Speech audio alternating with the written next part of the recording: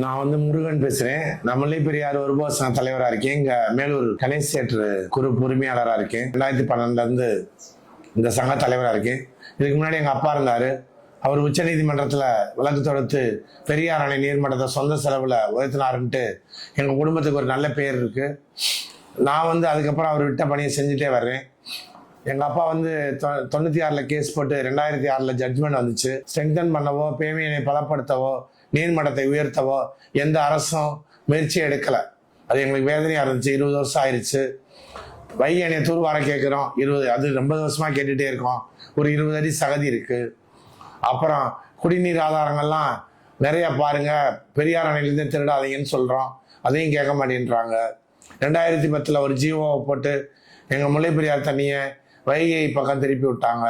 இப்படி நிறைய நாங்க பாதிக்கப்பட்டு இருக்கோம்.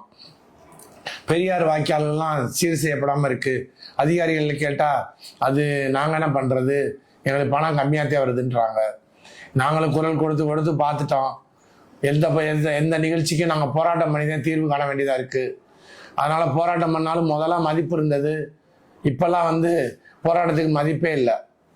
அதனால நான் சுயமா எடுத்த முடிவு, எனக்கு கடவுள் கொடுத்த ஒரு இது மாதிரி நினைச்சுக்கிறேன்.